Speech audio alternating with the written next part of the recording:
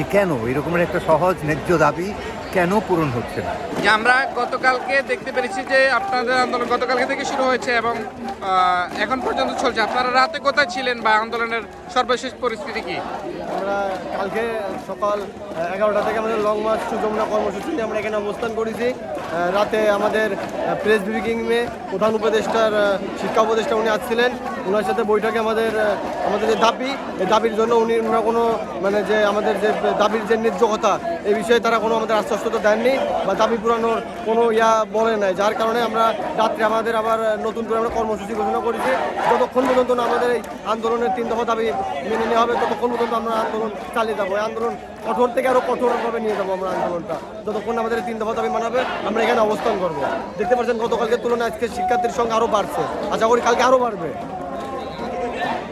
তো এই আন্দোলনের পুরো ব্যাপারটাই তো সবাই জানি আমরা। গতকাল পর্যন্ত আজকে এখানে সরাসরি চলে এসেছি বিভাগ থেকে, যে এরকমের একটি অত্যন্ত ন্যায্য দাবি, ন্যায়সঙ্গত দাবির অধিকার আদায়ের জন্য এরকমের করে আন্দোলন করতে হবে, এটা কিন্তু খুবই অপ্রত্যাশিত ব্যাপার।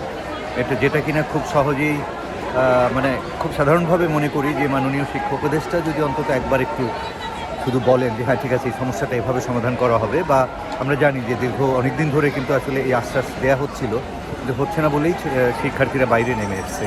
এবং জগন্নাথের শিক্ষার্থীদের এই সমস্যাটাই, এই যে হল সংকট, এটা সবচেয়ে বড় সমস্যা। এবং আমার বিভাগের নাম বললাম, অর্থাৎ আমার বিভাগের সবচেয়ে বড় সংকট এটা যে আমাদের সাধারণ যে শিক্ষাসূচি যেটা আছে বিশ্ববিদ্যালয়ে, তার থেকে আলাদা করে একটু অতিরিক্ত সময় দরকার হয় আমাদের মহড়া এবং অন্যান্য প্রস্তুতির জন্য। তো সেগুলোর জন্য স্বাভাবিকভাবেই ওই সন্ধ্যার পরেও কাজ করতে হয়। সেইখানে আমরা সবচেয়ে বড় সংকটে পড়ি এবং সে কারণেই অনেক সময় পরীক্ষা এবং একাডেমিক কার্যক্রম একটু বিলম্বিতও হয়ে যায় বা অন্যান্য আরও অনেক দুশ্চিন্তার মধ্যে থাকতে হয়।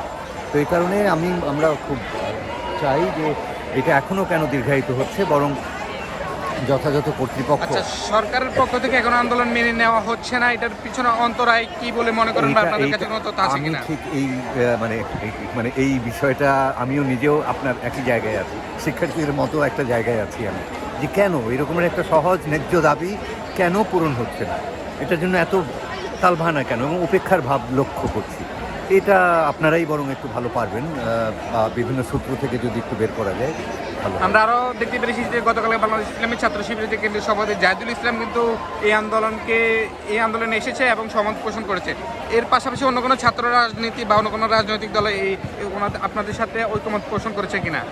না, এখানে আমি যতদূর জানি বিশ্ববিদ্যালয়ের সাধারণ শিক্ষার্থী যারা সকলেই এসছে। এইখানে ঠিক একেবারেই রাজনৈতিক ব্যানার দিয়ে ওইভাবে দেখছিও না, সকল সাধারণ শিক্ষার্থীরাই যুক্ত হয়েছে। তার মধ্যে অবশ্যই অগ্রগামী কিছু শিক্ষার্থী আছে যারা হয়তো সংগঠিত করছে। গতকালকে দেখেছিলাম যে একটা স্টুডেন্ট হচ্ছে বা যারা আন্দোলনকারী তাদের মধ্যে থেকে একজন উপদেষ্টা মাহফুজ আলমের মাথার উপরে বোতল ছুঁড়ে মারছে, বিষয়টা কেমনভাবে দেখছে? এটা একদম ভালোভাবে দেখছি না।